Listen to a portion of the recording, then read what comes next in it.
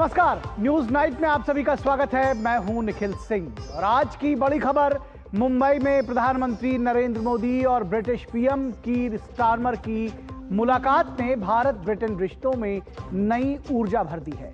दोनों नेताओं ने तकनीक, व्यापार और ट्रस्ट पर आधारित साझेदारी को आगे बढ़ाने का रोड मैप तय किया। पीएम मोदी ने ब्रिटेन को स्वाभाविक साझेदार बताया तो स्टारमर ने कहा, भारत 2028 तक दुनिया की तीसरी सबसे बड़ी अर्थव्यवस्था बनने जा रहा है। तो इस खबर को विस्तार से हम आपको दिखाएंगे, क्या है इसके मायने, इस पर भी हम चर्चा करेंगे। वहीं बात होगी बिहार की सियासत की, जहां पर सियासी सरगर्मियां खूब तेज हैं। सीट बंटवारे को लेकर एनडीए और महागठबंधन में खींचतान जारी है। तो तेजस्वी यादव के हर घर में नौकरी वाले वादे ने राजनीतिक तापमान बढ़ाया है। सवाल पूछे जा रहे हैं तेजस्वी यादव से। इस खबर पर भी हम विस्तार से चर्चा करेंगे अपने खास मेहमानों के साथ। देश दुनिया की तमाम खबरों का विश्लेषण भी करेंगे, आपको दिखाएंगे न्यूज नाइट में स्पोर्ट्स से भी जुड़ी खबरें, कृषि और इसके साथ साथ अर्थ जगत से भी खबरें। लेकिन सबसे पहले हेडलाइंस।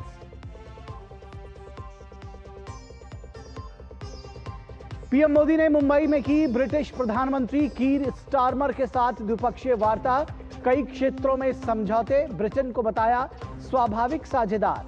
स्टारमर ने कहा, भारत 2028 तक विश्व की तीसरी सबसे बड़ी अर्थव्यवस्था और 2047 तक विकसित बनने की ओर अग्रसर।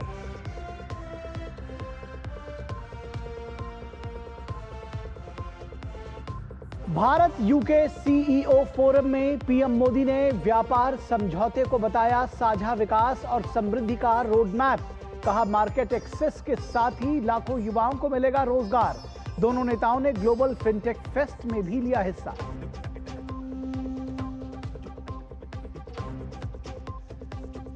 बिहार में दोनों गठबंधनों में सीट बंटवारे पर घमासान जारी। केंद्रीय मंत्री नित्यानंद राय ने दिल्ली में 2 बार चिराग पासवान के घर जाकर की चर्चा।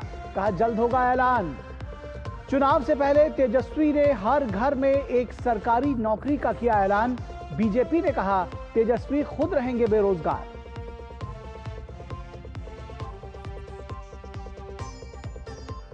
केंद्रीय गृह मंत्री अमित शाह ने दिल्ली में 1816 करोड़ रुपए के विभिन्न विकास कार्यों का उद्घाटन किया और साथ ही साथ शिलान्यास भी। कहा, इसमें 80% काम यमुना को निर्मल बनाने का। यमुना जी की कृपा से गंगोत्री से प्रयागराज तक कमल की सरकार।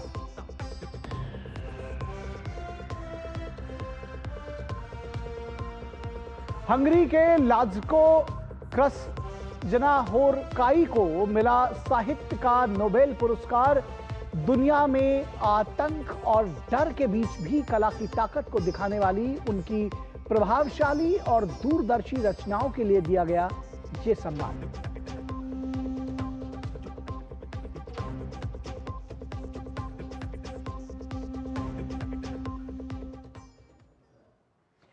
तो सबसे पहले न्यूज नाइट पे बात करेंगे इंडिया यूके रिलेशंस की। प्रधानमंत्री नरेंद्र मोदी ने भारत और ब्रिटेन को स्वाभाविक साझेदार बताया है। उन्होंने कहा कि लोकतंत्र, स्वतंत्रता और कानून का शासन उन दोनों देशों के संबंधों की नींव है।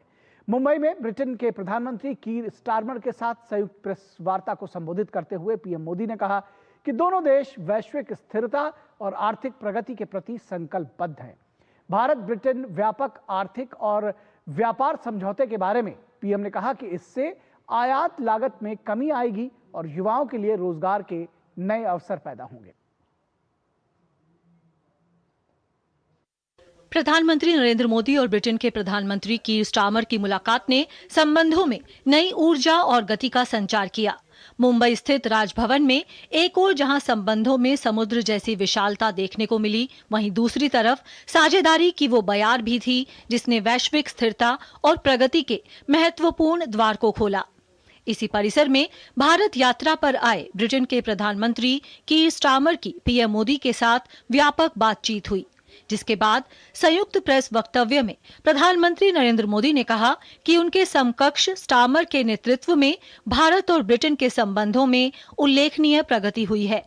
दोनों नेताओं ने हिंद प्रशांत और पश्चिम एशिया में शांति व स्थिरता और यूक्रेन में चल रहे संघर्ष पर भी विचारों को साझा किया। मौजूदा वैश्विक अस्थिरता के दौर में भारत और यूके के बीच ये बढ़ती हुई साझेदारी ग्लोबल स्टेबिलिटी और आर्थिक प्रगति का एक महत्वपूर्ण आधार बनी रही है। आज की बैठक में हमने इंडो पैसिफिक, वेस्ट एशिया में शांति और स्थिरता और यूक्रेन में चल रहे संघर्ष पर भी विचार साझा किए। यूक्रेन कॉन्फ्लिक्ट और गाजा के मुद्दे पर भारत डायलॉग और डिप्लोमेसी से शांति की बहाली के सभी प्रयासों का समर्थन करता है।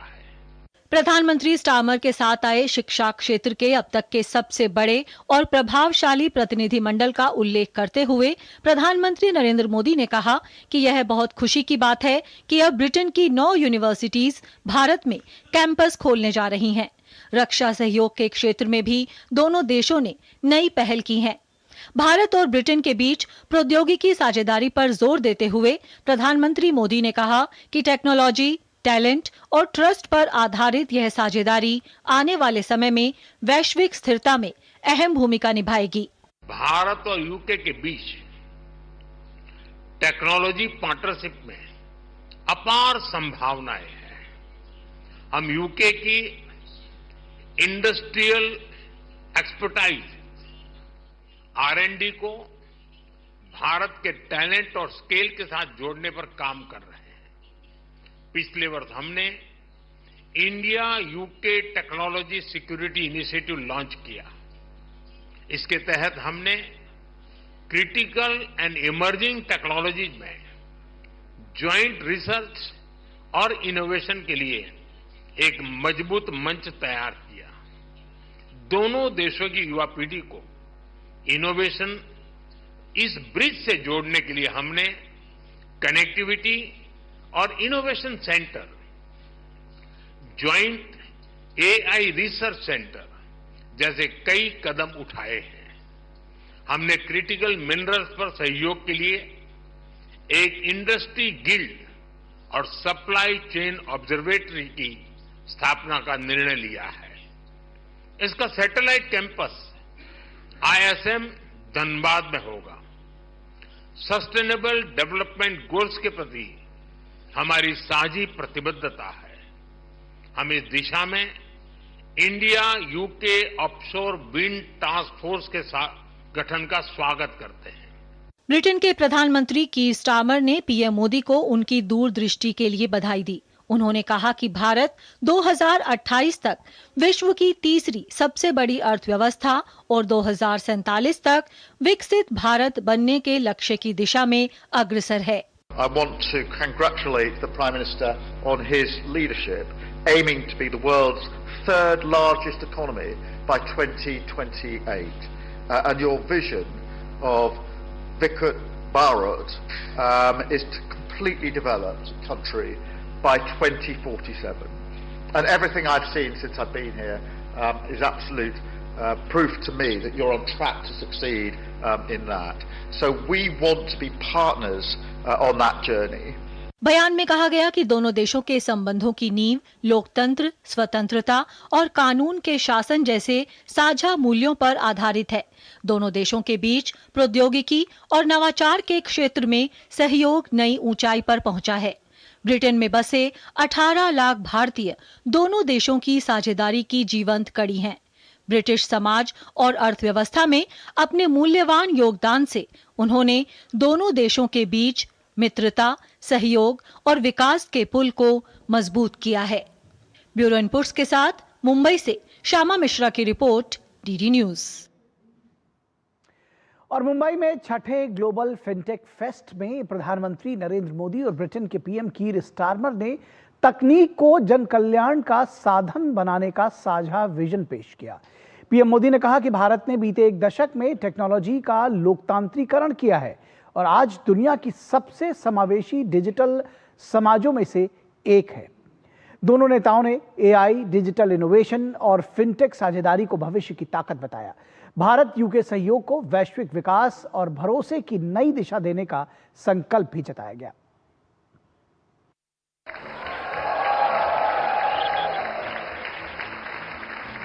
छठे ग्लोबल फिनटेक फेस्ट में प्रधानमंत्री नरेंद्र मोदी और ब्रिटेन के पीएम कीर स्टारमर ने तकनीक की मदद से जनकल्याण को आगे बढ़ाने का विजन सामने रखा। मुंबई के जियो वर्ल्ड सेंटर में 75 से अधिक देशों के प्रतिनिधियों को संबोधित करते हुए पीएम मोदी ने तकनीक और सुशासन के समावेश के भारतीय अनुभव को रेखांकित किया। कहा, बीते एक दशक में भारत ने तकनीक का लोकतांत्रिकरण किया है। आज का भारत सबसे अधिक टेक्नोलॉजिकली इंक्लूसिव सोसाइटी में से एक है।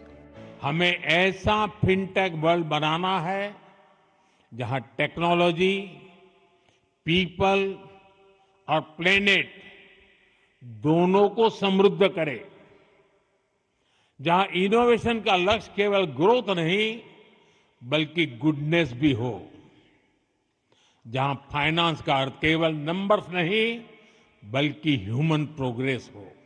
एआई के लिए ट्रस्ट और सेफ्टी रूल्स की वैश्विक बहस का उल्लेख करते हुए पीएम ने कहा कि भारत का एआई मिशन डेटा और प्राइवेसी दोनों विषयों को हैंडल करने का सामर्थ्य रखता है। पीएम ने कहा कि भारत अपने डिजिटल इनोवेशंस से दुनिया में डिजिटल सहयोग और साझेदारी बढ़ाना चाहता है। हम दूसरे देशों को टेक्नोलॉजी शेयर करने के साथ ही टेक्नोलॉजी डेवलप करने में भी मदद दे रहे हैं।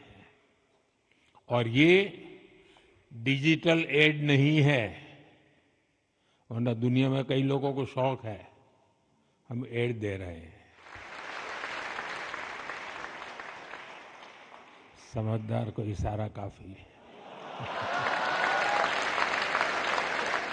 ये एड नहीं है बल्कि डिजिटल एम्पावरमेंट है। पीएम ने यूपीआई, डिजी लॉकर, डिजी यात्रा और जैम जैसे प्रयासों को भारतीय डिजिटल इकोनॉमी की रीढ़ बताया। पीएम ने ब्रिटेन के साथ भारतीय साझेदारी की अहमियत को भी रेखांकित किया।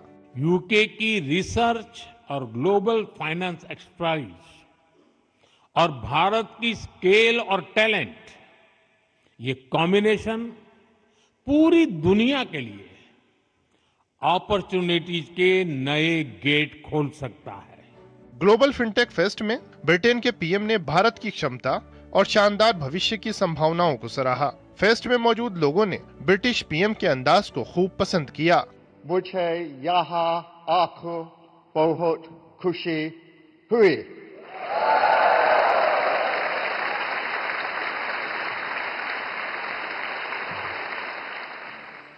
इससे पहले दोनों नेता भारत यूके सीईओ फोरम में शामिल हुए, जहां द्विपक्षीय सहयोग को मजबूत करने की प्रतिबद्धता जताई गई। दोनों देशों को व्यापक आर्थिक और व्यापार समझौते का पूरा लाभ मिल सके, इससे जुड़े उपायों पर भी चर्चा हुई। अब समय है कि हम इन सभी संभावनाओं को कॉन्क्रीट सहयोग में बदलने पर तेज गति से काम करें। Critical minerals, rare earth, API जैसे स्ट्रेटेजिक सेक्टर्स में हमें स्ट्रक्चर्ड तरीके से आगे बढ़ना चाहिए। इससे हमारे संबंधों को एक फ्यूचरिस्टिक दिशा भी मिलेगी। ब्रिटेन के पीएम भारत के साथ बढ़ते सहयोग से पैदा व्यापक संभावनाओं को लेकर बेहद उत्साहित दिखे। दोनों देशों के नेताओं का संदेश साफ था कि द्विपक्षीय सहयोग और विकास ही नहीं, वैश्विक कल्याण के लिए भी रिश्तों को नई ऊंचाई दी जाएगी। Bureau report, DD news.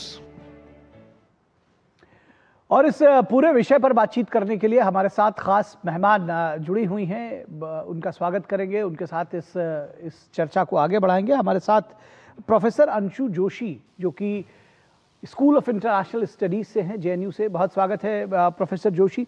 सबसे पहले तो इस यात्रा के मायने, इसका महत्व, जो कीर स्टारमर की यात्रा है, कैसे इसको देखती हैं, कितनी महत्वपूर्ण है और क्या टेकअवेज होंगे दोनों देशों के लिहाज से, अगर मैं समझना चाहूँ आपसे। निखिल जी, आपने बहुत ही महत्वपूर्ण प्रश्न पूछा है। ब्रिटेन के प्रधानमंत्री श्री कीर स्टारमर की जो हम इस यात्रा को देख रहे हैं, इसकी जो टाइमिंग है वो बहुत महत्वपूर्ण है। जैसे कि हमारे माननीय प्रधानमंत्री ने आज कहा भी कि जिस प्रकार के अस्थिर विश्व में उथल पुथल की स्थिति में हम लोग रह रहे हैं, जिस प्रकार से अलग अलग जो देश हैं वो इस वैश्विक राजनीति के टर्फ पर एक रियलिस्ट गेम खेल रहे हैं, शक्ति की जो एक हम जो रियलिस्टिक परिभाषा देखते हैं उसके साथ, तो उसको ध्यान में रखते हुए यहाँ भागीदारी की नई इबारत लिखते हुए ब्रिटेन के प्रधानमंत्री जो भारत की यात्रा पर आए हैं और संबंधों को किस तरह से विकास की भारत की यात्रा में एक नई ऊंचाई देने के लिए आए हैं, ये देखना सुखद लगा। इस यात्रा के महत्वपूर्ण मायने हैं, वैश्विक राजनीति के पटल पर भी इससे एक बहुत अच्छा संदेश गया, जिस तरह से ब्रिटेन के प्रधानमंत्री ने न सिर्फ भारत की विकास यात्रा को एक्नॉलेज किया, उसका सम्मान किया, और उन्होंने बताया कि किस तरह से 2047 तक भारत अपने विकसित भारत होने के लक्ष्य को प्राप्त कर लेगा। ये देखना भी सुखद रहा कि हमारे बीच की जो कॉम्प्रिहेंसिव इकोनॉमिक ट्रेड अग्रीमेंट की यात्रा है उसको आगे ले जाते हुए अलग अलग समझौते दोनों देशों के बीच में हुए हैं। और यदि मैं स्ट्रेटेजिक क्षेत्र में देखूं तो ये बताना चाहती हूं निखिल जी कि जो ये 300 मिलियन पाउंड का कॉन्ट्रैक्ट दोनों देशों के बीच में साइन हुआ, ये एक बहुत महत्वपूर्ण माइलस्टोन है, जिसमें कि ब्रिटेन भारत को अपनी मिसाइल्स फेज्ड वाइज मैनर में सप्लाई करेगा। इसकी यदि हम यूएसडी में वैल्यू देखें तो 468 लगभग मिलियन यूएसडी की इसकी वैल्यू है। और एक बहुत बड़ा दल जो है वो ब्रिटेन के प्रधानमंत्री के साथ भारत आया है, तो चाहे मनोरंजन का क्षेत्र हो, एआई का क्षेत्र हो, विज्ञान और प्रौद्योगिकी का क्षेत्र हो, पीपल टू पीपल कनेक्ट को आगे ले जाने की बात हो, ब्रिटिश यूनिवर्सिटीज जो है वो भारत में अपने कैंपस खोलने की बात कर रही है, अनाउंसमेंट जो है कि 9 प्रतिष्ठित ब्रिटिश यूनिवर्सिटीज जो है वो भारत आएंगी और अपने कैंपसेस खोलेंगी। तो ये तमाम जो एक यहाँ से हम पॉजिटिव ये डेवलपमेंट देख रहे हैं, ये न सिर्फ दोनों देशों के बायलैटरल रिलेशंस के लिहाज से जिस प्रकार की दुनिया में हम रह रहे हैं, वहां विश्व को ये एक सुंदर संदेश इस यात्रा से जाता है। जी, जब ब्रिटेन की तरफ से ये कहा जा रहा है कि 2047 तक विकसित भारत बनाने का जो लक्ष्य है उसमें हम उनके साझेदार हैं, ऐसे में जब हम भारत और यूके के बीच में जो आर्थिक संबंध है, जो प्रगाढ़ता है, या ये कहें कि भारत यूके एफटीए यूरोप के दूसरे देशों के लिए किस तरह से एक गेटवे बन सकता है, आपको लगता है कि यहाँ से और थोड़ा विस्तार हो सकता है? निश्चित तौर पर, और ब्रिटेन और भारत के बीच में एक कॉम्प्रिहेंसिव इकोनॉमिक ट्रेड पार्टनरशिप तो है ही। हमने जो ये हिस्टोरिक फ्री ट्रेड अग्रीमेंट को बीते दिनों साइन होते देखा, हमने इस पर चर्चा भी की थी, और इसके बाद हमें समझ में आता है कि दोनों ही देशों के लिए, चाहे मार्केट की दृष्टि से देखें, निवेश की दृष्टि से देखें, बहुत लो टैरिफ्स लगा करके व्यापार को सुगम बनाने की दृष्टि से देखें, जो एंटरप्रेन्योर्स हैं या जो बिजनेसमैन हैं उनके ईज ऑफ बिजनेस की दृष्टि से देखें, युवाओं को रोजगारों के नए अवसर प्रदान करने की दृष्टि से देखें, तो हर लिहाज से ये एफटीए बहुत फ्रूटफुल एक एंगेजमेंट है दोनों देशों के बीच में। यूरोप के दूसरे देश भी इस अग्रीमेंट के बाद, और विशेषकर हम देख रहे हैं कि जिस तरह से ईयू, यूरोपियन यूनियन और भारत के बीच में जो एफटीए को लेकर के बातचीत अपने बिल्कुल अंतिम पड़ाव पर है, तो अबाउट टू साइन है। अभी जर्मनी के विदेश मंत्री आए थे, उन्होंने भी इंडिकेशन दिया कि किस तरह से इस एक माइलस्टोन की तरफ ईयू और भारत लगातार आगे बढ़ रहे हैं। तो यूरोप के दूसरे देशों के लिए भी निश्चित तौर पर यहाँ से एक संदेश जाता है।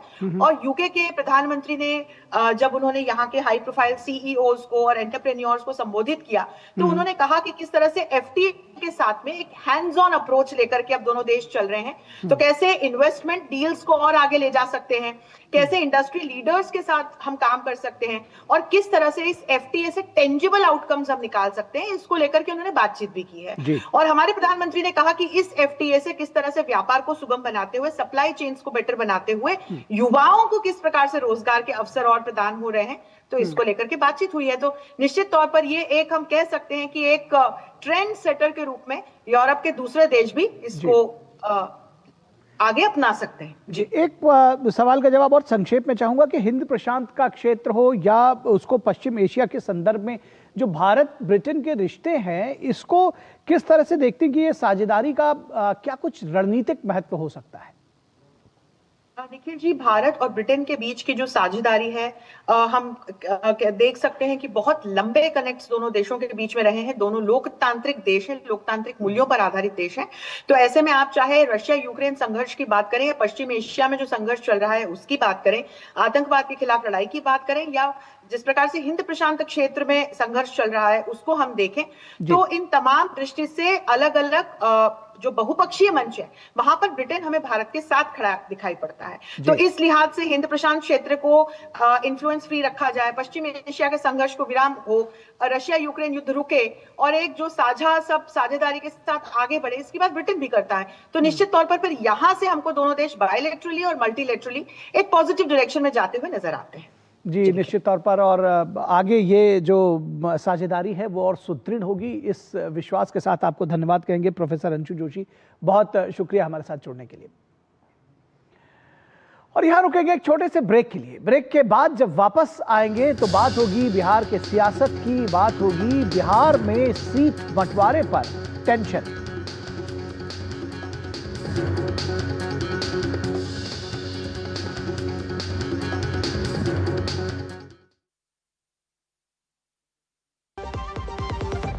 MDH का किचन किंग किचन में हो तो हम सब कुछ बना सकते हैं। बैंगन का भरता, आलू गोभी, भिंडी मसाला और भी बहुत कुछ। MDH। उत्तर गुजरात, परंपरा और प्रगति का संगम। प्रधानमंत्री श्री नरेंद्र मोदी जी के विकसित भारत एट 2047 के संकल्प को सिद्ध करने के लिए मुख्यमंत्री श्री भूपेंद्र भाई पटेल के विकसित गुजरात एट 2047 के मिशन को गति देने के लिए उत्तर गुजरात की धरती को ज्यादा उन्नत बनाने के लिए 9 और 10 अक्टूबर को मेहसाणा में आयोजित की जा रही हैं वाइब्रेंट गुजरात रीजनल कॉन्फ्रेंसेस। ये कॉन्फ्रेंसेस अपने साथ लेकर आएंगी कृषि और डेयरी उद्योग के लिए नई तकनीक, ग्रीन एनर्जी और इनोवेशन के लिए वैश्विक भागीदारी, युवाओं के लिए स्टार्टअप के अनेक अवसर, यानी कि इन्वेस्टमेंट आएगा, उद्योग बढ़ेंगे और रोजगार के नए द्वार खुलेंगे। उत्तर गुजरात की क्षमता को वैश्विक संभावनाओं के साथ जोड़ने का अवसर, मतलब कि वाइब्रेंट गुजरात रीजनल कॉन्फ्रेंसेस।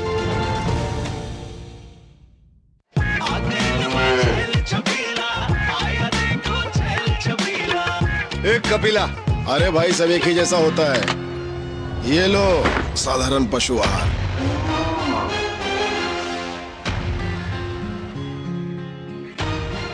इस देश की हर माँ, बच्चे, बूढ़े, जवान, खिलाड़ी, डॉक्टर, इंजीनियर, सबको गाय भैंस की दूध की शक्ति पर भरोसा है। पर जब इन पशुओं को कपिला पशु आहार मिलेगा तभी तो दूध सिर्फ ज्यादा ही नहीं, शक्ति से भरपूर भी होगा। और ये सच जानते हुए चंद पैसों के लिए तुम देश का भरोसा तोड़ दो। माफ कीजिए। कपिला पशु आहार, देश का नंबर 1 पशु आहार। जब धरती चीर कर निकलता है लोहे का पत्थर और मिलता है मोंगिया के जोश से, फिर तपता है, पिघलता है और बनता है फौलाद। अब होता है सरिया सारी खूबियों के साथ। मोंगिया स्टील, मजबूत देश का मजबूत सरिया।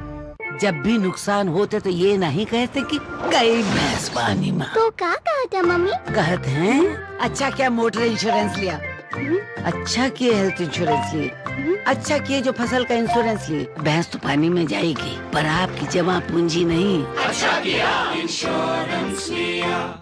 दादी के हाथों का जादू और खुशबू से महकता घर। MDH गरम मसाला, असली मसालों से भरा हूँ मैं, क्योंकि हर रिश्ता है स्वाद से जुड़ा।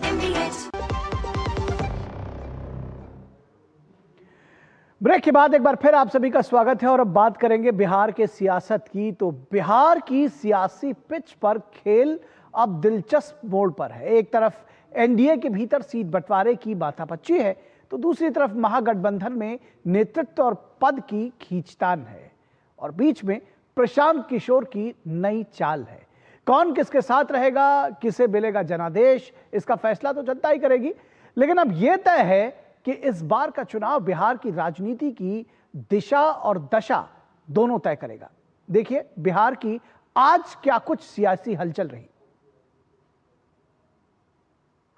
बिहार विधानसभा चुनाव की घोषणा के बाद सियासत गरमाने लगी है। NDA और महागठबंधन दोनों में सीट शेयरिंग को लेकर खींचतान जारी है। जहां भाजपा और चिराग पासवान के बीच सीटों की संख्या पर अब तक बात पक्की नहीं हुई है, वहीं महागठबंधन में मुकेश सहनी डिप्टी CM पद पर अड़े हुए हैं। सूत्रों की माने तो चिराग पासवान 35 सीटों की मांग कर रहे हैं। वहीं बीजेपी नेता और केंद्रीय मंत्री नित्यानंद राय दिल्ली में चिराग पासवान की मां से मिलने उनके घर गए और बाहर निकलकर साफ किया कि चिराग पासवान नाराज कतई नहीं है। वहीं लोक जनशक्ति पार्टी की ओर से साफ किया गया कि पार्टी अध्यक्ष चिराग पासवान को सीट बंटवारे के बारे में फैसले लेने के लिए अधिकृत किया गया है। दोनों के लिए जो आदरणीय है वह इस घर में है, उनका आशीर्वाद लेने आए थे। मानेंगे चिराग नाराज बैठे हुए हैं।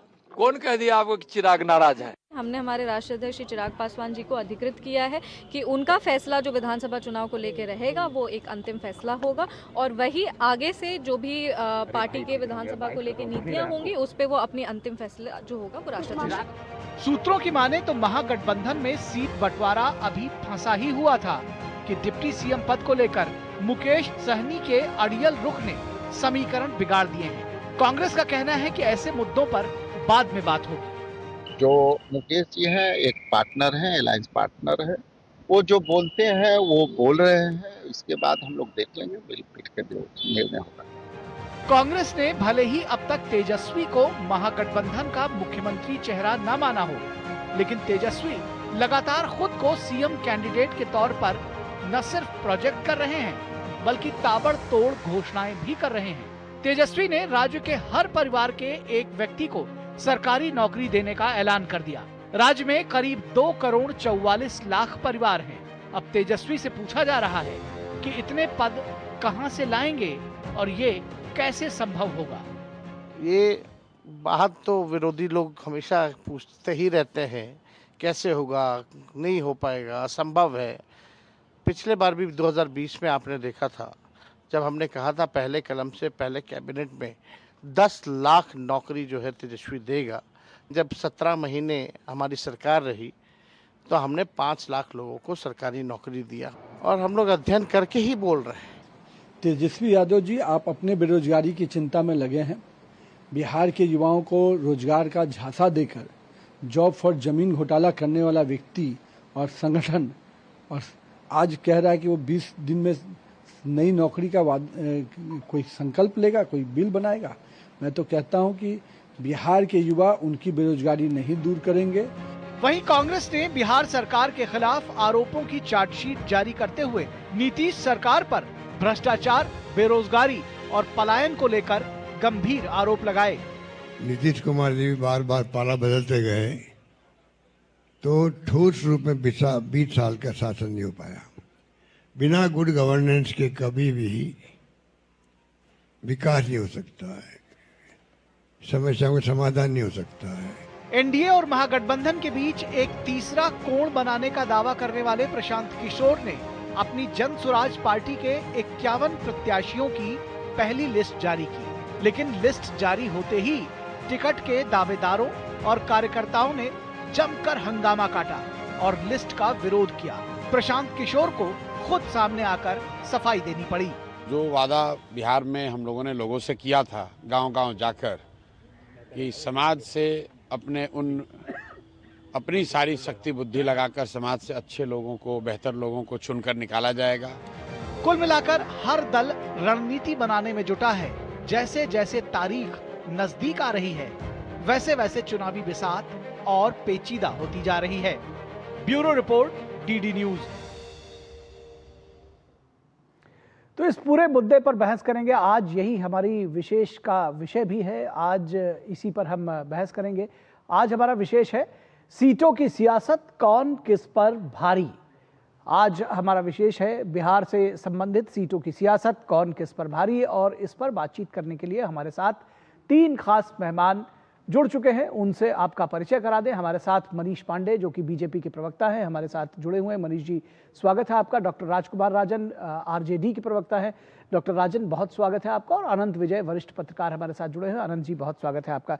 राजकुमार राजन, अगर आपके साथ शुरू करें हम, दरअसल जिस तरह से राजनीतिक घटनाक्रम चल रहा है बिहार में, अगर हम आज की बात करें तो घोषणाओं का दिन रहा और ये कहा जाए कि जिसको तेजस्वी यादव ने कहा है कि हमने ऐतिहासिक घोषणा की। यही सवाल जो बीजेपी पूछ रही है, जो दूसरे लोग पूछ रहे हैं कि हर घर में सरकारी नौकरी देने का वादा किया है तेजस्वी यादव ने। कैसे संभव होगा? 2 करोड़ 44 लाख परिवार हैं, तो क्या वो, क्योंकि उनकी बाइट में सुन रहा था, उन्होंने कहा कि इसके साइंटिफिक और जो भी है, यानी कि इसको हमने बहुत रिसर्च किया है और उसके पास लेकर आए, तो क्या मॉडल है ये, जरा देश को भी बताएं।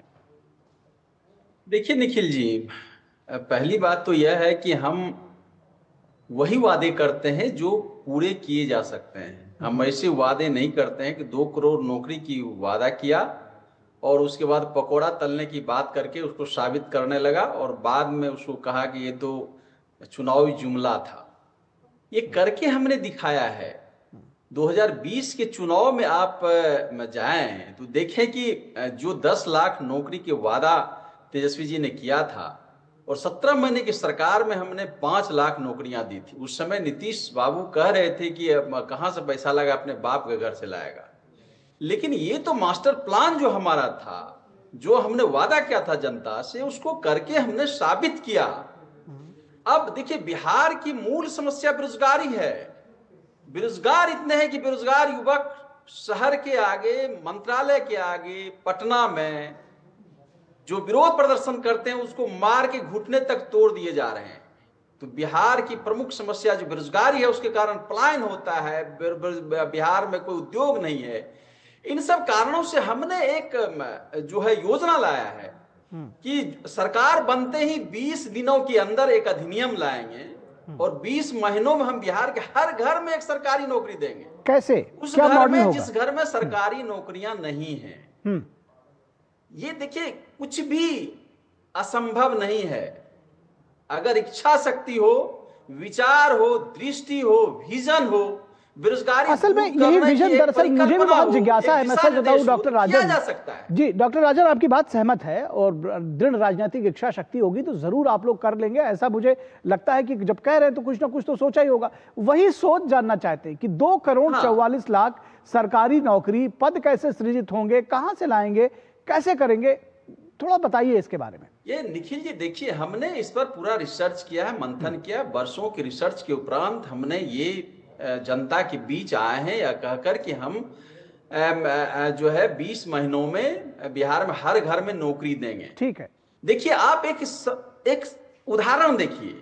हमने कहा था कि 10 लाख नौकरियां देंगे। अब वही बात फिर रिपीट कर रहे हैं। देखिए, मैं उसको जान नहीं रहा हूं। 5 लाख डॉक्टर राजन, 5 लाख डॉक्टर राजन, मेरी एक बात सुन लीजिए। 5 लाख नौकरियां देना, 10 लाख नौकरियां देना और 2 करोड़ 44 लाख सरकारी नौकरियां देना। देखिए, केंद्र सरकार की नौकरी तो आप दे नहीं पाएंगे, आप देंगे राज्य सरकार की, क्योंकि अगर आप जीत कर आते तो वहां से देंगे। तो कैसे होगा ये? मैं वही बात कर रहा हूं निखिल जी। देखिए, 2017-2022 में हमारे पास एक मंत्रालय था, शिक्षा मंत्रालय, जिसमें हमने जो नौकरियां बची हुई थी और कुछ नौकरियां सृजित की थी, 5 लाख नौकरी दिया था। देखिए, बिहार सरकार के लगभग 36 डिपार्टमेंट है। उस 36 डिपार्टमेंट में यह तो जवाब सरकारी पार्टियों को देना होगा कि उस 36 डिपार्टमेंट में कहां सीटें हैं। हम उसको खंगाले हुए हैं, हम पूरा रिसर्च किए हुए हैं। नई नौकरियों का सृजन करेंगे, उद्योग लगाए जाएंगे, विश्वविद्यालय खोले जाएंगे, एग्रीकल्चर जो बिहार में है, जो जिस पर कोई काम नहीं हुआ, चीनी मिल जितने हैं सब बंद पड़े हुए हैं। ये तमाम तरह की जो सरकार की योजनाएं हैं, जो सिल्क उद्योग इतना बड़ा है बिहार का, एग्रो बेस्ड जो तमाम तरह की जो मखाना उद्योग है, चीनी मिल है, सिल्क है, केला की खेती होती है, ये एग्रो संबंधित जितने एग्रीकल्चर के संबंधित उद्योग खोले जा सकते हैं, जिस पर काम किया जा सकता है, नए विजन के तहत नए नए रोजगार सृजन किए जा सकते हैं। जितने सारे डिपार्टमेंट है, उस डिपार्टमेंट को खंगाल के हमने जो एक बड़ा रिसर्च करके मूल्यांकन किया है, उस मूल्यांकन के आधार पर, उस रिसर्च के आधार पर हम यह कह रहे हैं। और इसका रोल मॉडल एक शिक्षा मंत्रालय में हमने जो दिखाया था वह है। और ऐसे 36 डिपार्टमेंट में बिहार के। ठीक, आपकी बात आ गई। मैं चाहूंगा मनीष पांडे जी इस चीज पर रिस्पॉन्ड करिए। 2 करोड़ 44 लाख नौकरी का वादा है, आपको लगता है कि ये एक बड़ा गेम चेंजर हो सकता है इस चुनाव में? देखिए, पहले मुझे विश्वास नहीं होता था, लेकिन आज राजन जी के वक्तव्यों के बाद मुझे एक बात का भरोसा हो गया कि किसी ने सही कहा है कि संगत से गुण होते हैं और संगत से गुण जाते। भाई, डॉक्टर साहब तो डॉक्टर की उपाधि प्राप्त है। अरे तेजस्वी जी बोल दिए तो समझ में आता है, चलो ठीक है, तेजस्वी जी बोल दिए। डॉक्टर साहब को तो पहले यह विचार करना चाहिए और यह देखने में कहा कि राजनीतिक इच्छा शक्ति अगर होगी भाई रोजगार की बात तो समझ में आती है राजनीति की इच्छा शक्ति में, लेकिन डॉक्टर साहब रात में सोते समय जरा विचार कीजिएगा कि एक जिले में 3 डीएम, 3 एसपी, एक थाने में 5 दरोगा और मतलब 4-4, 6-6 पद जबरदस्ती की सृजित कर दिए जाए एक विषय के 6-6 टीचर। तो बिहार में कितने परिवार हैं जरा गणना कर लीजिएगा, और उन परिवारों में मैट्रिक पढ़े हुए 8वीं पास, 5वीं पास कितने परिवार हैं, इसकी कभी गणना कर लीजिएगा आप अकेले में। और सरकारी नौकरी की बात जो आप कर रहे हैं कि एक मिनट मैं सुन लीजिए, मैं सुन रहा था आपको बड़े धैर्य से। डॉक्टर साहब आप डॉक्टर साहब हैं, इसलिए मुझे रिसर्च करने का निर्देश मत दीजिए, आप अपनी बात कीजिए। सीधे चला मैंने जाता तो रिसर्च किया है, मैं बिहार पर बोला। विषय पे चला जाता। सुनिए, मैं इसलिए कह रहा हूं कि देखिए पिछली बार तेजस्वी जी ने कहा था पहले कलम से, पहली कैबिनेट में 10 लाख। उनको पता नहीं, आप जैसे लोग उस समय नहीं थे, उनके साथ प्रवक्ता नहीं तो बताते कि भैया पहली कैबिनेट में यह संभव नहीं है। इस बार फिर वो कह रहे हैं कि 20 दिनों के अंदर में कर देंगे। कैसे करेंगे? आप पद का सृजन नहीं कर पाएंगे। आपको इतना पता नहीं है क्या? पद की रिक्तियों मांगी जाती है जिले से, उसका जो उसका प्रक्रिया है, केवल उस प्रक्रिया पर अगर आप डॉक्टर साहब आ जाएंगे तो उस प्रक्रिया को करने में 30 से 40-50 दिन लगेगा। चलिए छोड़िए, नौकरी की बात अलग है। और आप कहते हैं कि 20 दिनों में कर देंगे। अरे कम से कम बोलिए तो सच बोलिए। राजनीति की इच्छा शक्ति का मतलब क्या होता है कि रात को दिन कर दीजिएगा और दिन को रात कर दीजिएगा। देखिए, इसलिए मैं कहना चाहता हूं। दूसरी बात है, आप जो नौकरी का जो भी क्रेडिट लेना चाहते हैं, ना तो आप वित्त मंत्री थे और ना ही आप मुख्यमंत्री थे।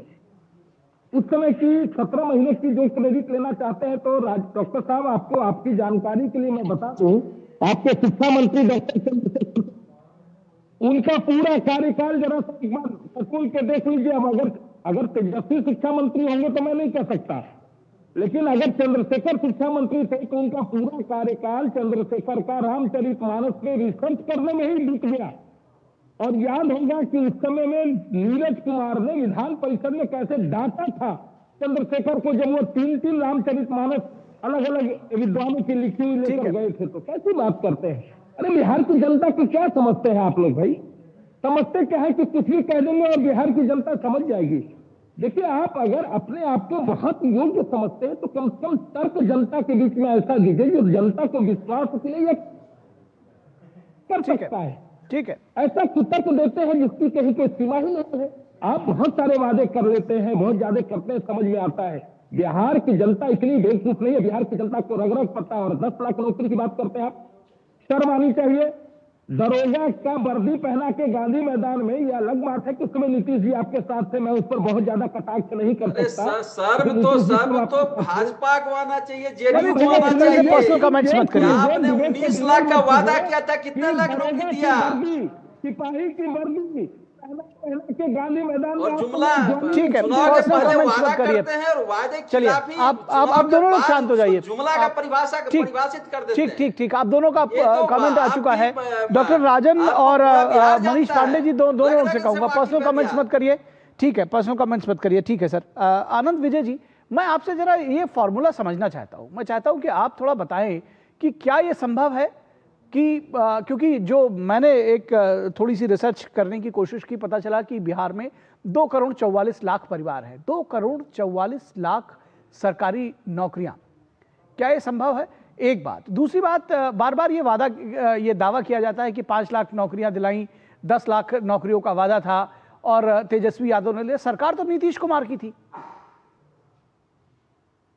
देखिए सर, इस तेजस्वी जी का जो आज का नौकरी सरकारी देने का बयान है, उसको चुनावी शिगुफा समझा जाना चाहिए। इसको बहुत गंभीरता से लेने की आवश्यकता इसलिए भी नहीं है कि मुझे याद पड़ता है कि अक्टूबर में 20 या 22 अक्टूबर 2020 को इसी तरह से एक घोषणा पत्र जारी हुआ था जिसमें कहा गया था कि 10 लाख सरकारी नौकरी दी जाएगी, और पहले कैबिनेट की घोषणा पत्र में नहीं था, लेकिन वो बार बार इस बात को कहते थे कि कैबिनेट की पहली बैठक में पहले दस्तखत से 10 लाख लोगों को नौकरी दे दी जाएगी। पता नहीं उसमें से शायद पहली बैठक में या 17 महीने में कब हो पाया, पता नहीं। इसलिए इसको भी एक चुनावी सिगुफे की तरह देखना चाहिए। लेकिन ये दूध की कौड़ी है, लेकिन कौड़ी थोड़ी दिलचस्प है, क्योंकि 3 करोड़ के आसपास सरकारी नौकरी देना, और वो भी बिहार जैसी जगह पे, मुझे लगता है कि ये एक हास्यास्पद सिगुफा है। क्योंकि पिछली बार तेजस्वी जी ने एक और वादा किया था। अगर आप उनके 2020 के घोषणा पत्र को देखें तो उन्होंने उस घोषणा पत्र में ये वादा किया गया था कि बिहार की जीडीपी का जो 22% है वो शिक्षा पर खर्च किया जाएगा। पता नहीं 17 महीने में कितना खर्च किया जा सका, पता नहीं। दूसरी एक और घोषणा की गई थी कि हर जिले में एक मेडिकल कॉलेज खोला जाएगा। 17 महीने में, मुझे जहां तक याद पड़ता है, रंजन जी बेहतर बता पाएंगे, 17 महीने में स्वास्थ्य मंत्रालय शायद आरजेडी के पास ही था। जहां तक मुझे ध्यान आता है कि तेजस्वी जी के जो अग्रज हैं उनके पास स्वास्थ्य मंत्रालय था। और क्या मेडिकल कॉलेजों की स्थिति है उसकी पड़ताल की जानी चाहिए। और घोषणा पत्र तो बस यूं ही एक, मतलब क्या कहते हैं, माहौल बनाने के लिए, हवा बनाने के लिए की जाती है। घोषणा पत्र को बहुत गंभीरता से राजनीतिक दलों को लेने की आवश्यकता नहीं होती है। बिहार चुनाव में दरअसल अभी समस्या जो आरजेडी और कांग्रेस के सामने, वो सबसे बड़ी समस्या क्या है? वो समस्या उनके पास मुद्दों का अभाव। वो अभी तक तो वो एसआईआर को लेकर एक मुद्दा बनाने का प्रयास किया श्रीमान राहुल गांधी ने, जिसकी स्टीयरिंग सीट पर तेजस्वी जी बैठे थे, माले के जो दीपांकर जी हैं वो भी उस गाड़ी में थे, और मुकेश सहनी जी भी थे। सब लोग उस गाड़ी में साथ चल रहे थे कि शायद उनके हाथ में एक मुद्दा लग जाएगा। लेकिन चुनाव आयोग की जो लिस्ट आई उसके बाद से उनके हाथ से वो मुद्दा भी निकल गया। अब वो मुद्दा बन ही नहीं पा रहा है। तो अब ये लोग दरअसल मुद्दों की तलाश में हैं, लेकिन अब देर हो चुकी है। तो मुझे लगता है कि मुद्दों की तलाश ही इनको इस 3.5 करोड़ नौकरी तक, या जो आप कह रहे हैं, आपने रिसर्च किया है, 3.25 लाख या 3 लाख के 3 करोड़ नौकरी सरकारी देने के करीब तक पहुंचा के जा रही है। तो ये एक सिगुफा है। इस सिगुफे पर उसी तरह से विचार किया जाना चाहिए, और बिहार की जनता राजनीतिक रूप से बहुत ही सक्षम है। ठीक आनंद विजय जी, आपकी बात ठीक है कि ये शिगुफा है, और चुनाव में बहुत सारी बातें कई बार कही जाती है। वो एक छोटा सा शेर मुझे याद आ रहा है कि सड़क पक्की करा दूंगा कहा होगा, काम नक्की करा दूंगा कहा होगा, नशे की बात की औकात क्या प्यारे, इलेक्शन का नशा था कहा होगा। ये इससे हम सब वाकिफ भी हैं। लेकिन मैं ये पूछना चाह रहा हूं कि जब इस तरह की घोषणाएं हो रही हैं, ये बार बार कहा जा रहा है कि उसके पीछे कहां से आप उतना बजट लेकर आएंगे, कैसे वो उतने सारी नौकरियां सृजित करेंगे, इसको जनता के बीच में बताना चाहिए। डॉक्टर साहब अभी बताने का प्रयास कर रहे थे, लेकिन मैं अभी थोड़ी देर पहले जन स्वराज के प्रमुख प्रशांत किशोर को सुन रहा था। उन्होंने एक दावा किया है, उन्होंने कहा है कि बिहार में कुल जमा 26.5 लाख सरकारी नौकरी है जी, और 26.5 लाख से अगर सीधे वो तो 10 लाख पर ही टिप्पणी कर रहे थे, 26.5 लाख दरअसल वही सवाल है कि 26.5 लाख सरकारी पद सृजित है। आप बहुत एक्स्ट्रा कर लेंगे तो 2 गुने कर लेंगे उससे, क्योंकि नहीं 2 गुना करेंगे भी तो 2 गुना करने के लिए भाई साहब वो बजट कहां से आएगा, वो फिजिबल भी नहीं प्रोविजन कहां से है? मैंने तो ये एक्स्ट्रा लीनियज दे दिया उसमें। अब इन्होंने केले की खेती, मखाने की खेती और एग्रो बेस्ड इंडस्ट्री की बात की। क्या ये सारे काम सरकार करेगी बिहार में? अब केले भी सरकार उगाएगी और वहां सरकारी कर्मचारी की नियुक्ति की जाएगी। मुझे लगता है उनसे चूक हो गई है। वो 3.5 करोड़ नौकरी सृजित करने की बात कर रहे होंगे, जिसमें प्राइवेट, मेडिकल और बिजनेस और ये सब कुछ मिला जुला के होगा। हो सकता है 1-2 दिन में आरजेडी की तरफ से क्लैरिफिकेशन आ जाए। ठीक है। तो मैं क्या उम्मीद करूं डॉक्टर राजकुमार राजन, कोई क्लैरिफिकेशन आएगा? मैं चाहूंगा बहुत जल्दी आप दोनों लोग अपने कमेंट्स दें, समय समाप्त हो चुका है। आपने जो एक कविता पढ़ी, वो कविता हूबहू बीजेपी और जेडीयू पर लागू होता है। वो आपस में आप लोग तय कर लें। ये संगठनवाद पार्टियां जो है बिहार को छलने का काम किया है। अनंत विजय और मेरे भाजपा के प्रवक्ता दोनों बिहार से हैं, और दोनों अनंत विजय पर मुझे हैरानी होती है कि मैं सर को जानता भी हूं व्यक्तिगत रूप से और कई बार मिल चुका हूं। आप एक इंटेलेक्चुअल वर्ग से आते हैं और आप कहते हैं कि बिहार मुद्दा विहीन है। ऐसी बात क्या, तर्क विहीन बात करनी चाहिए क्या देश के इस प्लेटफॉर्म पर? जहाँ डॉक्टर बेरोजगारी राजन की इतनी बड़ी जी, जनसंख्या समय बहुत कम है। मैं चाह रहा हूँ कि आप विषय पर थोड़ा सा रहें। बिहार से पलायन करके बाहर गई है। एजुकेशन की एक भी कॉलेज यूनिवर्सिटी नहीं है जो टाइमली डिग्री देता हो। ठीक है, वहां से पढ़ने के लिए बाहर लोग जाते हैं। ठीक है, आपकी बात आ गई। स्वास्थ्य की ये हैरानी है कि स्थिति है। ठीक है, आपका पॉइंट आ गया। मैं मनीष पांडे के पास जाता हूँ। मनीष पांडे जी, चलिए मनीष पांडे जी, आखिरी कमेंट्स बहुत जल्दी। निखिल जी, दो बातें मैं कहना चाहता हूँ, इसको समझिए। हाँ, देखिए, 15 सेकंड में खत्म करिए राजन साहब, 15 सेकंड में खत्म करिए जी। विरोध किया, कहा असंभव है, हो ही नहीं सकता, ये किससे हो जाएगा, ये तो हो ही नहीं सकता, ये एक संगुफा है। लेकिन हमने बिहार ब्लूप्रिंट बताना चाहिए डॉक्टर साहब, पेश किया कि जातीय जनगणना करवाया। इसी तरह से हमने जातीय 65%। ठीक है, ठीक है, आपका पॉइंट आ गया, आपका पॉइंट आ गया। आप बार बार वही बात कर रहे हैं कि राजनीतिक दृढ़ इच्छा शक्ति आपने पहले भी किया, आगे भी करेंगे। मैं आखिरी कमेंट्स, मेरे पास समय बिल्कुल नहीं है। मनीष पांडे जी। नहीं, मैं कहना चाहता हूं कि जिस बात की चर्चा डॉक्टर साहब कर रहे हैं, मखाने की खेती, केले की खेती, ये कभी स्वप्न में सोचा भी था क्या आज से 10 साल पहले? डॉक्टर साहब कभी विचार कीजिएगा। और आज आप उसको मुद्दा बना के डिबेट में बैठे। ठीक है, चलिए इस चर्चा को विराम देंगे। हमारी नकल करते हैं। जो योजनाएं आज बिहार में लागू है, तेजस्वी के स्वप्न से, कल्पना से बहुत परे है जो मोदी जी ने बिहार में कर दिया है। ठीक है, इस चर्चा को विराम देंगे। आप तीनों का, मनीष पांडे, डॉक्टर आर कुमार राजन, आनंद विजय जी, बहुत शुक्रिया। और रुकेंगे एक छोटे से ब्रेक के लिए, कहीं मत जाइएगा, जल्द हाजिर होंगे।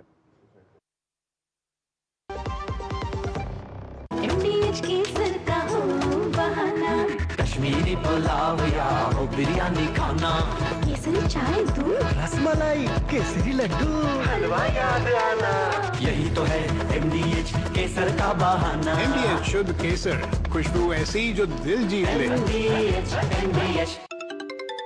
हेलो, नमस्कार विधायक जी, हम पैसा बढ़ाओ इन्वेस्टमेंट बैंक से बात कर रहे हैं। हम आपके पैसे 10 गुना तक बढ़ा सकते हैं। आपको ग्रुप पे ऐड करके प्रूफ भी भेजा है, आप देखिएगा। तुम तो कमाल के आदमी हो यार, हमारा भी पैसा बढ़ा दो। सर, ग्रुप पे जैसा बोला जाए बस वैसा करते जाइए। अच्छा, ये तो बहुत। चिंता मत करो, जिस नंबर से तुम कॉल कर रहे हो ना, पुलिस 2 मिनट में उसको देख करके ट्रेस करके पकड़ लेगी तुमको और अंदर। और ये क्या कर दिया महाराज? आप जैसे पढ़े लिखे लोगों को ये लोग ये बिल्कुल फर्जी इन्वेस्टमेंट ग्रुप का सदस्य बना करके आपको फंसा रहे हैं। हमको चूना लगा रहे हैं। बिल्कुल, आप भी कभी भी किसी अनजान सोशल मीडिया इन्वेस्टमेंट ग्रुप में बिल्कुल न जुड़े। और यदि स्टॉक मार्केट में इन्वेस्टमेंट करना हो तो हमेशा सेबी अप्रूव्ड ऐप से ही करें। आपके लालच को बनाकर हथियार साइबर अपराधी करते हैं आप परिवार। शिकार होने पर ये नंबर पर फोन कीजिए 1930 या फिर ये जो वेबसाइट दिया है ना नीचे www.cybercrime.gov.in, आपकी स्क्रीन पर, वहाँ शिकायत जो है आप दर्ज करें। गोल्डी छोले मसाले जहाँ जाए रिश्ते बने। गोल्डी लाए हैं फ्रेश लॉक टेक्नोलॉजी, जो रखे मसालों को हर समय फ्रेश। जब भी नुकसान होते तो ये नहीं कहते कि गई भैंस पानी में। तो क्या कहते मम्मी? कहते हैं अच्छा क्या मोटर इंश्योरेंस लिया, अच्छा किए हेल्थ इंश्योरेंस लिए, अच्छा किए जो फसल का इंश्योरेंस लिए। भैंस तो पानी में जाएगी पर आपकी जमा पूंजी नहीं। अच्छा किया इंश्योरेंस लिया। मेरी पसंद, मेरी पसंद, मेरी पसंद, मेरी पसंद, हमारी पसंद, हम सबकी पसंद। मजबूत देश का मजबूत सरिया हो गया स्टील। अब आया असली स्वाद, अब आया स्वाद। जब स्वाद के पड़े हो लाले तो MDH का चंकी चाट मसाला डालें। MDH का चंकी चाट मसाला। MDH। ब्रेक के बाद एक बार फिर आप सभी का स्वागत है। और प्रधानमंत्री नरेंद्र मोदी के जन्मदिन पर चल रहे सेवा पखवाड़े के तहत गृह मंत्री अमित शाह ने आज दिल्ली में 1800 करोड़ रुपए से अधिक की विकास परियोजनाओं का उद्घाटन किया। अधिकतर परियोजनाएं यमुना नदी की सफाई और जल आपूर्ति से जुड़ी हैं। अमित शाह ने इस मौके पर पीएम मोदी की 24 साल की सेवा यात्रा को जन सेवा और विकास का प्रतीक बताया और दिल्ली में पिछली सरकारों पर भी जमकर निशाना साधा। केंद्रीय गृह मंत्री अमित शाह ने प्रधानमंत्री नरेंद्र मोदी के जन्मदिन के उपलक्ष्य में चल रहे सेवा पखवाड़े के तहत दिल्ली सरकार की लगभग 1816 करोड़ रुपए की विभिन्न विकास परियोजनाओं का उद्घाटन और शिलान्यास किया। यमुना नदी की सफाई और जल आपूर्ति में सुधार की इन परियोजनाओं में 80% यमुना सफाई पर केंद्रित हैं। इस अवसर पर अमित शाह ने दिल्ली में आम आदमी पार्टी और कांग्रेस की पूर्व सरकारों पर निशाना साधा। उन्होंने रेखा सरकार के कार्यों की सराहना की और यमुना नदी की सफाई का कार्य पूरा कर लिए जाने का आश्वासन दिया। यमुना जी के शुद्धिकरण का, साफ यमुना के स्वप्न को साकार करने का रास्ता प्रशस्त हो चुका है और 7 महीने में न केवल दिल्ली के सामने यमुना जी जब गंगा जी को मिलती है, प्रयागराज तक यमुना जी को स्वच्छ करने की कार्य योजना नरेंद्र मोदी जी के नेतृत्व में बन चुकी है। गृह मंत्री अमित शाह ने जीएसटी सुधारों का जिक्र करते हुए कहा कि इससे लोगों को इस दिवाली पर डबल लाभ मिलेगा। मध्य वर्ग और गरीबों के उपयोग की वस्तुओं पर जीएसटी 0 या 5% किया गया है। इससे पहले 12 लाख तक की वार्षिक आय को आयकर से मुक्त किया गया, जिससे 2.5 लाख करोड़ रुपए की बचत हुई। इस बार डबल दिवाली है भाई आपकी। एक दिवाली तो जब दीपावली होगी तब होगी, और दूसरी दीपावली नवरात्रि के पहले दिन जीएसटी की टैक्स की दरों में कमी कर गई। अमित शाह ने कहा कि पीएम मोदी देश के पहले ऐसे नेता हैं जिन्होंने राष्ट्र सेवा करते हुए सुशासन को जमीन पर उतारने का काम किया है। इस कार्यक्रम में सीएम रेखा गुप्ता सहित कई बड़े नेता मौजूद रहे। Bureau report, DD news. और यहाँ रुकेंगे एक छोटे से ब्रेक के लिए, लेकिन ब्रेक के बाद जब वापस लौटेंगे तो आपको दिखाएंगे टैरिफ पर घर में घिरे ट्रंप।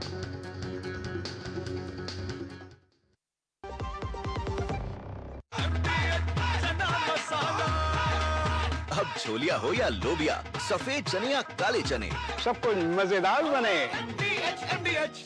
जल्दी करो यार, प्लीज जल्दी। दूसरा कोई मैच है क्या? ऐसा ही कुछ है यार, बैंक जाना है दादाजी को लेके। हाँ यार, उम्र होने पर कभी कभी मदद तो लगती है, पर बैंकिंग में नहीं।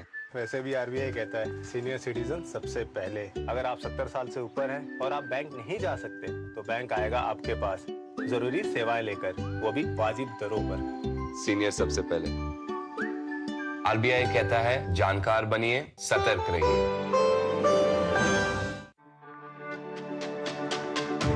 मेरी पसंद, मेरी पसंद, मेरी पसंद, मेरी पसंद, हमारी पसंद, हम सबकी पसंद। मजबूत देश का मजबूत सरिया हो गया स्टील। जब भी नुकसान होते तो ये नहीं कहते कि गई भैंस पानी में। तो क्या कहते मम्मी? कहते हैं अच्छा क्या मोटर इंश्योरेंस लिया, अच्छा किए हेल्थ इंश्योरेंस लिए, अच्छा किए जो फसल का इंश्योरेंस लिए। भैंस तो पानी में जाएगी पर आपकी जमा पूंजी नहीं। अच्छा किया इंश्योरेंस लिया। सस्ते वाले दाल मसाले स्वाद हुआ बेकार। एमडीएच की हल्दी मिर्ची धनिया करे कमाल। ये रंग दे, ये खुशबू दे, ये तीखा, ये कम पड़े। क्या निराला एमडीएच मसाला।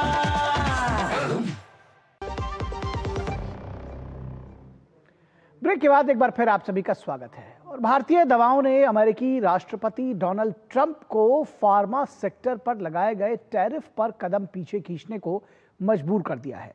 अमेरिका ने दुनिया के कई देशों से आयात की जाने वाली दवाओं पर टैरिफ को टाल दिया है। 47% दवाओं का आयात भारत से होता है। दरअसल कदम पीछे खींचने के कारण ट्रंप प्रशासन पर वहां की जनता का भारी दबाव भी है। टैरिफ के दम पर अपनी अर्थव्यवस्था को सही दिशा देने और दुनिया भर में कई युद्धों को रोकने का दावा करने वाले डोनाल्ड ट्रंप ने फार्मा पर लगने वाले शुल्क को फिलहाल टालकर न सिर्फ अपने नागरिकों का गुस्सा शांत करने की कोशिश की है, बल्कि भारत सहित उन देशों को राहत भी पहुंचाई है जो अमेरिका में जेनेरिक दवाओं की आपूर्ति करते हैं। और यहां रुकेंगे एक छोटे से ब्रेक के लिए। ब्रेक के बाद जब वापस लौट कर आएंगे तो आपको दिखाएंगे खबर जल्दी जल्दी।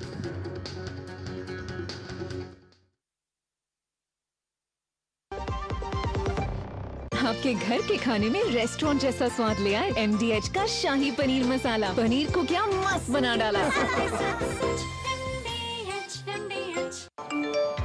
कम ब्याज पे लोन चाहिए, वो भी ऐप से। वाह! अनजान ऐप से बचें। RBI कहता है जानकार बनिए, सतर्क रहिए। इच्छाओं की कोई उम्र नहीं होती, आज हो या कल आंखों में हरदम चमकती, कल भी रहे आज के ठाट, ना हो टेंशन रिटायरमेंट के बाद, हाँ करनी है तैयारी NPS जरूरी है। जब भी नुकसान होते तो ये नहीं कहते कि गई भैंस पानी में। तो क्या कहा था मम्मी? कहते हैं अच्छा क्या मोटर इंश्योरेंस लिया, अच्छा किए हेल्थ इंश्योरेंस लिए, अच्छा किए जो फसल का इंश्योरेंस लिए। भैंस तो पानी में जाएगी पर आपकी जमा पूंजी नहीं। अच्छा किया इंश्योरेंस लिया। लाल रंग इसका अपार, तीखा कम है फिर भी स्वाद, बेमिसाल बेमिसाल MDH Kashmiri. MDH Kashmiri. MDH।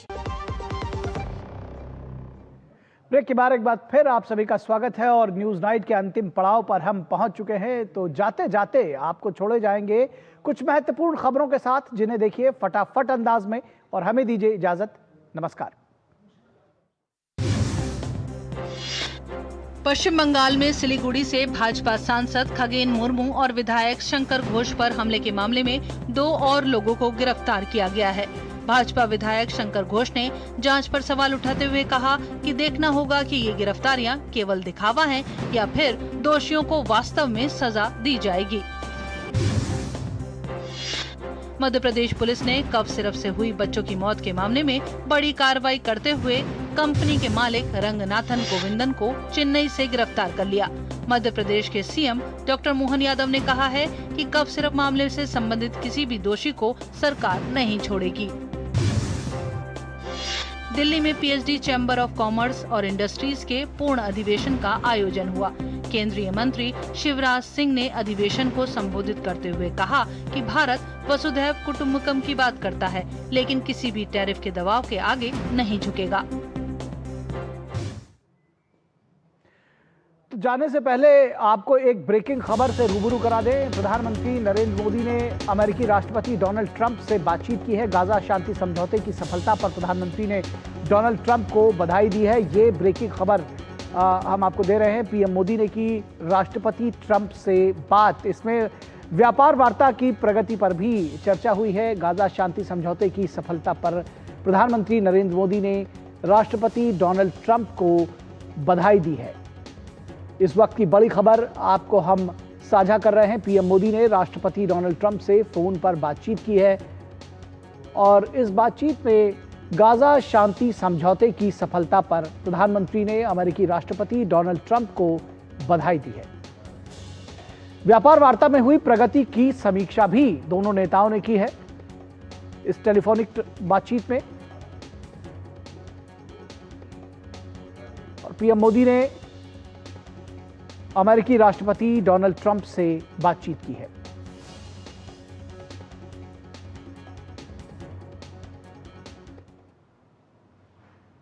तो न्यूज नाइट में बस इतना ही। इजाजत दीजिए। नमस्कार।